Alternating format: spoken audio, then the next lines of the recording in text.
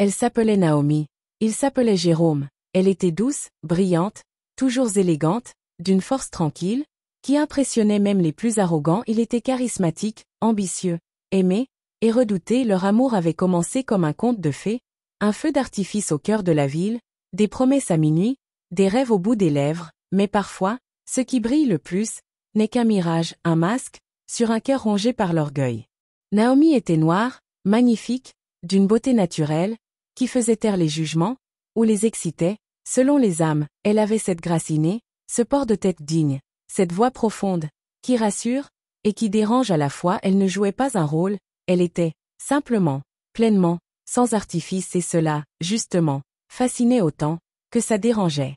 Jérôme, lui, était ce qu'on appelle le bon parti, cadre dans une entreprise en pleine ascension, issu d'un milieu privilégié, sûr de lui, très sûr de lui. Il avait appris à contrôler l'image, à séduire les foules, à se fondre dans les codes, à manier le langage comme une arme sociale. Il aimait Naomi, oui, à sa façon, mais il aimait encore plus ce que Naomi représentait à ses yeux. Une touche d'exotisme dans son monde trop lisse, un ornement, une différence, qu'il pensait pouvoir apprivoiser, dompter, utiliser. Il l'avait séduite, puis peu à peu façonnée, ou plutôt, tenté de la plier à son image. Change ta coiffure, parle moins fort, sois plus classe, pas cette robe-là. Tu veux qu'on dise quoi de moi? Il ne disait pas toujours ces choses méchamment. Parfois, c'était même sur le ton de la plaisanterie, mais dans ses yeux, il y avait ce regard condescendant, ce regard qui juge, qui classe, qui mesure. Et Naomi, par amour, par espoir, s'efforçait de faire des compromis.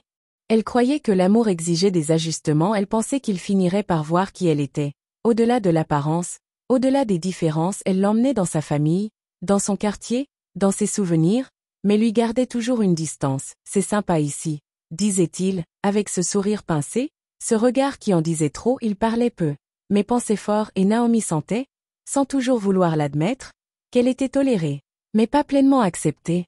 Le jour de l'anniversaire de Jérôme, tout a basculé. Une salle immense, luxueuse, louée pour l'occasion, des collègues, des supérieurs, des amis d'enfance, du champagne, des musiques électrochiques, des flashs. Naomi avait tout préparé: une robe élégante, choisie avec soin, des talons qu'elle n'aimait pas, mais qu'il préférait, un maquillage discret, une coiffure qu'il avait validée, et surtout, un cadeau fait main, un montage vidéo, un message sincère. Elle y avait mis son cœur, ses nuits, ses souvenirs, des photos, des rires, des extraits de leur conversation, un mot final, touchant, profond. Tu m'as changé, mais tu m'as aussi révélé, je t'aime.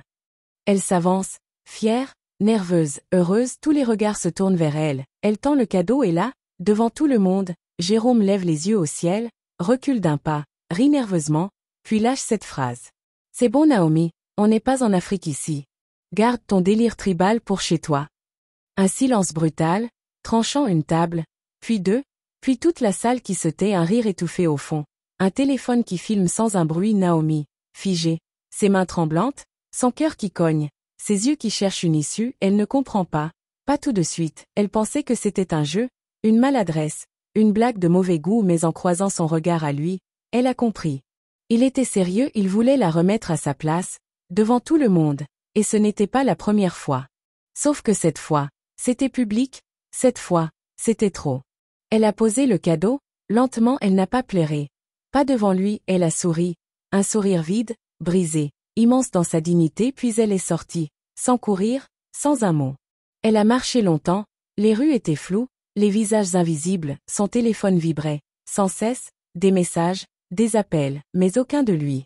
Elle est rentrée chez elle, a pris ses affaires, supprimé les photos, coupé les ponts. Elle a éteint la lumière, et dans le noir, elle a pleuré, longtemps, silencieusement. Puis elle s'est levée, et elle a décidé que plus jamais elle ne se tairait.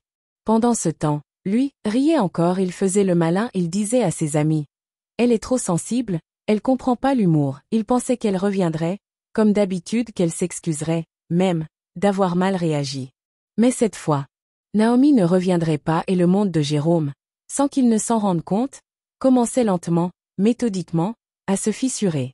Le temps a passé 2 mois, puis 3. Au début, Jérôme ne ressentait rien d'autre qu'un vague silence, comme une pièce sans bruit, un fond sans couleur. Il sortait, riait, publiait, Comme si de rien n'était, il disait à ses proches que Naomi était trop émotive, trop fragile, pas faite pour son monde.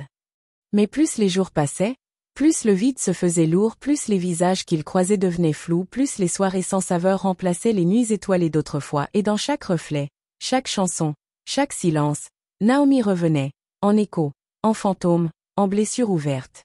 Il repensait à ses mains, à sa voix, à son rire, il revoyait son regard quand elle souriait sans raison, son silence quand elle encaissait ses remarques, il revoyait la scène, ce qu'il avait dit, ce qu'il avait osé dire, il commença à se sentir sale, petit, coupable, il n'en parlait pas, mais la honte le rongeait. Alors, il appela 1 fois, 2 fois, 10 fois, pas de réponse, il écrivit des longs messages, des excuses, des justifications. Je voulais pas te blesser, c'était une blague, mal placée, tu me manques. Mais Naomi avait changé de numéro, elle était partie, et cette fois, pas seulement de chez lui, elle était partie d'elle-même, de l'ombre dans laquelle il l'avait poussée, elle avait pris le large, recommencé à vivre, à s'aimer, à se reconstruire, sans lui, loin de lui, malgré lui. Elle avait coupé ses cheveux, elle avait repris ses études, lancé un blog, parlé de sa douleur, de sa dignité piétinée, de sa renaissance, elle avait écrit, crié, osé, et des femmes, noires, métisses, oubliées, humiliées, l'avaient lu, partagé, soutenu. Naomi était devenue un symbole, une voix, une lumière. Ses textes circulaient, ses vidéos inspiraient, elle organisait des cercles de parole, des ateliers d'estime de soi, des conférences sur l'amour-propre, elle parlait de sa chute, de sa reconstruction et jamais, elle ne citait son nom pas par peur, par mépris, elle refusait de le glorifier par sa souffrance. Pendant ce temps, Jérôme se perdait. Son entreprise avait commencé à douter de lui, ses collègues parlaient dans son dos, certains avaient vu la vidéo. Oui, car un des invités avait filmé la scène, et la vidéo avait fuité, circulé, fait le tour du réseau. Le cadre qui humilie sa fiancée noire en public, le racisme chic, décomplexé, l'homme moderne, mais encore colon dans la tête. Les commentaires fusaient, les regards changeaient, les réunions devenaient glaciales, les sourires devenaient masques, il était toujours là, en costume, bien coiffé. Mais plus personne ne voulait vraiment l'écouter, il était devenu une ombre dans un monde qu'il pensait contrôler. Alors il tenta une dernière chose, il chercha Naomi sur les réseaux, tomba sur ses publications, ses photos, sa communauté, il vit sa lumière, et il fut aveuglé. Il alla à l'université où elle avait repris ses cours, il attendit, des heures, dans le froid, espérant l'apercevoir, les mains moites, les pensées brouillées, le cœur lourd. Et quand enfin, elle sortit, il vit une autre femme. Naomi avançait, la tête haute, entourée. Écoutez, elle brillait. Pas pour lui, pas pour qu'on l'aime, mais pour elle-même, elle était devenue ce qu'il avait tenté d'étouffer. Une femme libre, forte, souveraine. Il s'approcha, il tremblait, il voulait dire quelque chose, s'excuser, pleurer, supplier peut-être. Mais elle le vit, une seule seconde, et détourna le regard, pas de haine, pas de colère, juste l'indifférence, la pire des réponses. Il appela son prénom 1 fois, 2 fois. Et elle, sans se retourner, dit simplement.